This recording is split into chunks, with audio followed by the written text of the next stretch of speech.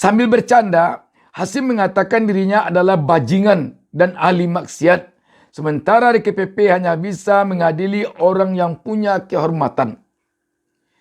Candaan itu dilontarkan Hasim dalam rapat koordinasi bersama KPU Provinsi mengenai penataan daerah pemilihan dapil di kantor KPU RI Menteng, Jakarta Pusat, Kamis 5 Januari 2023.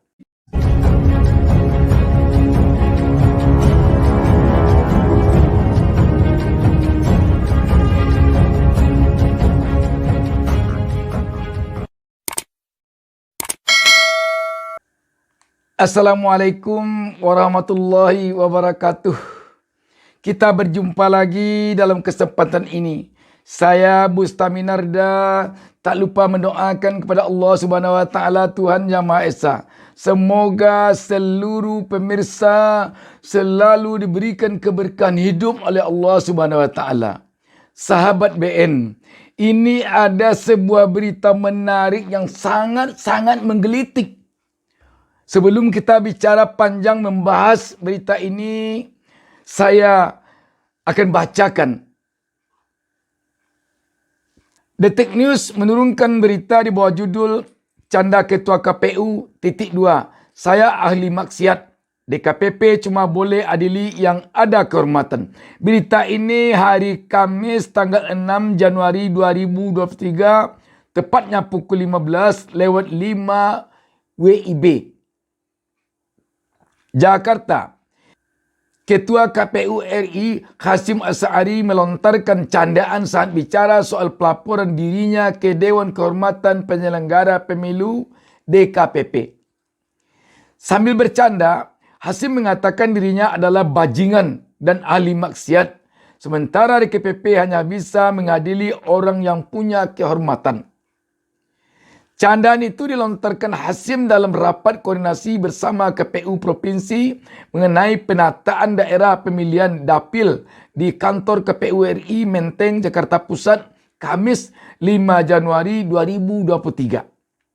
Dia berandai-andai jika dirinya diadili terkait laporan perbuatan asusila dengan Hasnaini, wanita emas. Kalau yang urusan wanita emas itu nanti dulu, belum selesai. Nanti kalau saya diadukan itu, dalam sidang itu saya akan buat pengakuan. Pertama, Yang Mulia, saya ini memang bajingan Yang Mulia, ujar Hasyim sambil tertawa. Para peserta rapat juga tertawa mendengar candaan Hasyim. Hasyim melanjutkan candaannya. Dia mengatakan akan mengaku sebagai ahli maksiat. Oleh sebab itu, menurutnya, pengadu tersebut salah jika melaporkannya ke DKPP. Yang Mulia, saya ini ahli maksiat, Yang Mulia. Karena lembaga ini lembaga kehormatan Dewan Penyelenggara Pemilu hanya boleh mengadili yang memiliki kehormatan. Menurut saya, pengadu salah alamat, katanya sambil tertawa. Para peserta rapat juga tertawa. Yang diadukan ke sini hanya orang-orang yang punya kehormatan. Sementara saya ini ahli maksiat. Enggak pantas saya dibawa ke sini Yang Mulia. Kan begitu logikanya. Yang boleh dibawa ke situ yang punya kehormatan. Sementara saya di bagian awal saya sudah ngaku ahli maksiat Yang Mulia. Saya enggak punya kehormatan, sambung Hasyim. Hasyim kemudian terus bercanda. Dia mengaku akan mengakhiri sidang dengan bertanya ke majelis soal siapa yang tak punya dosa. Dia sendiri mengaku tak masalah dilaporkan ke DKPP. Nanti saya akan akhiri Yang Mulia. Mohon ditanyakan ke dalam majelis siapapun yang ada ruangan ini. Ada enggak di antara kita yang enggak pernah maksiat? Saya tanya yang di sini deh. Ada enggak yang enggak pernah maksiat? Angkat tangan, resolusi 2023, katanya. Ya, karena kita ini masih salat, masih berdoa, Rabbi firli, ampuni aku, Tuhanku. Itu berarti kita ini masih mengaku ahli maksiat semua. Makanya nggak boleh sombong. Masih ahli maksiat semua. Harus banyak-banyak berdoa. Harus banyak-banyak solat, beribadah, minta ampunan kepada Allah yang Maha Kuasa dan Tuhan yang Maha Esa. Sambungnya. Sahabat BN, memang seperti saya sampaikan tadi, berita ini sangat menggelikan, di samping juga sangat mengejutkan. Ini seorang ketua Komisi Pemilihan Umum RI yang akan menyelenggarakan proses pemilihan umum untuk melahirkan atau menghasilkan pemimpin bangsa dan negara kita 5 tahun ke depan. Dia nanti yang akan menghasilkan Presiden dan Wakil Presiden Republik Indonesia 5 tahun ke depan, dan dia pun yang akan menghasilkan para anggota DPR RI, anggota DPD, anggota MPR, dan dia juga nanti akan menghasilkan para gubernur, wakil gubernur, bupati, wakil bupati, wali kota, wakil wali kota dalam pilkada serentak. Jadi sahabat BN, di satu sisi memang kita turut tertawa dengan candaan Pak Ketua KPU RI ini. Tapi di sisi lain kita juga prihatin.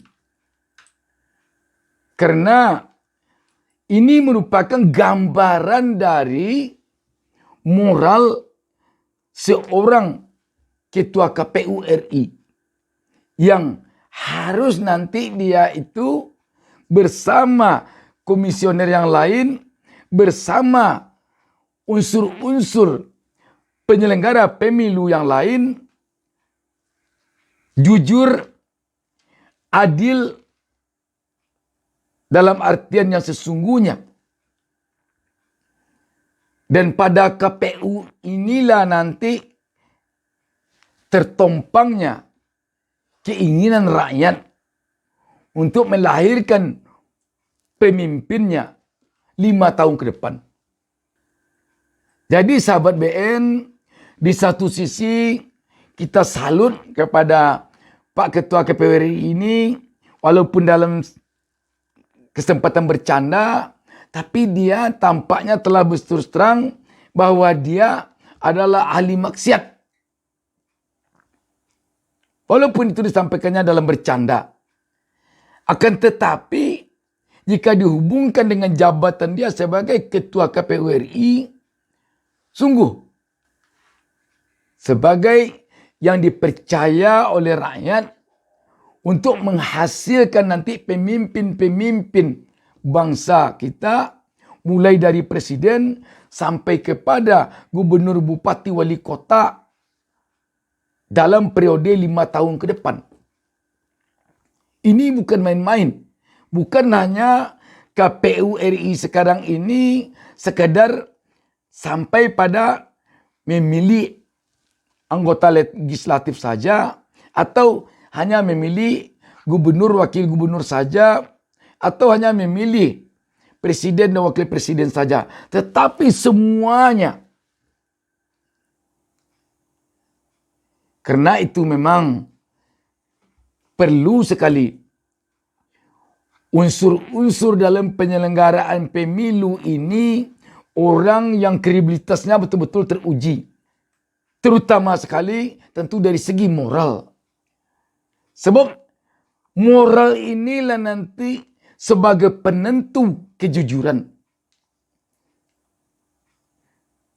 Mau atau tidak maunya unsur-unsur penyelenggara pemilu melakukan kecurangan dalam pemilu ditentukan oleh moralnya. Kalau moralnya yang rendah, besar kemungkinan dia akan mencoba, akan berupaya terus mengakali untuk menyelewengkan aturan-aturan yang ada. Tetapi kalau moralnya tinggi, tidak pun ada aturan, dia tidak akan melakukan hal-hal yang di luar ketentuan demokrasi, di luar keinginan rakyat, di luar etika dan moral. Kalau moralnya sudah tinggi, kalau akhlaknya sudah tinggi. Jadi sahabat BN, memang perlu kita pada pemilu kali ini wanti-wanti betul kepada rakyat agar rakyat mau melakukan pengawasan kepada penyelenggaraan pemilu ini. Sebab dalam pemilu ini perlu kejujuran. Dalam pemilu ini perlu dihindari kecurangan pemilu. Kita terutama di zaman Orde Baru itu telah sangat menderita oleh kecurangan-kecurangan pemilu yang dilakukan oleh penyelenggara pemilu di zaman itu. Pemilu di era Orde Baru itu hanya bagaikan stempel formalitas saja. Sebelum pemilu dilaksanakan, sudah bisa diketahui siapa pemenangnya. Dan di era reformasi ini, tentu kita tidak ingin itu terjadi lagi. Sebelum pemilu berlangsung, sudah didesain untuk menentukan pemenangnya. Kalau masih terjadi juga itu di era reformasi ini, berarti kita sama saja dengan pengkhianat reformasi. Jadi sahabat BN, sekali lagi, walaupun apa yang disampaikan oleh Ketua KPU ini adalah berupa candaan, tapi karena candaan ini disampaikannya di ruang publik dalam acara formal, dalam rapat KPU, ini jadinya menjadi serius, kecuali dia dalam kamar sendirian bicara begini. Tidak apa-apa. Mungkin tidak ada orang yang tahu. Tapi kalau ada anaknya misalnya, atau istrinya, atau teman dekatnya yang mendengar, jangan-jangan nanti keluar. Tapi kalau ini memang di ruang publik, yang di sana juga ada wartawan yang jelas-jelas akan menyebarkan informasi ini. Jadi dengan demikian berarti Pak Ketua KPU RI ini telah siap apa yang disampaikannya tersebar. Dan tidak ada terkesan sedikit pun di sini bahwa melakukan perbuatan maksiat itu untuk seorang Ketua KPU RI adalah perbuatan yang bisa disorot oleh rakyat banyak. Dan kita tentu berharap penyelenggara pemilu kita benar-benar memegang teguh etika dan moral, sehingga akan menghasilkan pula nanti pemimpin yang punya etika dan moral yang tinggi, yang bisa menjadi suri teladan bagi rakyat, yang bisa sama katanya dengan perbuatannya, yang bisa sama apa yang dijanjikannya kepada rakyat ketika kampanye dengan apa yang dilaksanakannya ketika dia telah menduduki jabatan yang diberikan oleh rakyat. Sebab seorang pemimpin kalau untuk melakukan terobosan-terobosan, itu banyak stafnya nanti di kelilingnya yang akan memberikan masukan, yang akan memberikan pendapat, yang akan memberikan pemikiran-pemikiran yang bernas. Banyak itu. Dia punya staf ahli. Dia kalau presiden dan wakil presiden, dia punya menteri, dia punya dirjen, dia punya staf ahli, dia punya pakar ini, pakar itu. Untuk memberikan masukan, untuk memberikan pikiran-pikiran, untuk melakukan terobosan-terobosan baru untuk membangun bangsa ini. Yang tidak ada nanti bagi seorang presiden dan wakil presiden adalah, atau yang sangat sulit nanti bagi seorang presiden dan wakil presiden adalah orang yang akan menasihatinya dari segi moral. Karena itu, seorang pemimpin, presiden, wakil presiden, menteri, gubernur, bupati, wali kota, memang harus moralnya tinggi sebelum dia menduduki jabatan. Sebab sulit orang yang bisa mengajarinya nanti, yang mau mengajarinya nanti ketika dia telah menduduki jabatan. Sulit itu. Untuk memberikan masukan tentang melakukan pembangunan fisik banyak. Tetapi untuk memberikan masukan tentang kekurangan moralnya yang harus dia perbaiki, sulit orangnya itu. Makanya seorang pemimpin memang harus dia sejak sebelum menduduki jabatan sudah harus punya moral yang tinggi, akhlak yang tinggi. Sebab sulit orang yang akan mengajarinya nanti itu. Masa seorang presiden orang katakan, Pak, Pak kurang moral Pak, begini tolong tingkatkan moral Pak, sulit itu, tidak ada itu. Jadi sahabat sekalian, kita ingin pemimpin ke depan memang pemimpin yang punya moral yang tinggi, yang menjunjung akhlak yang mulia.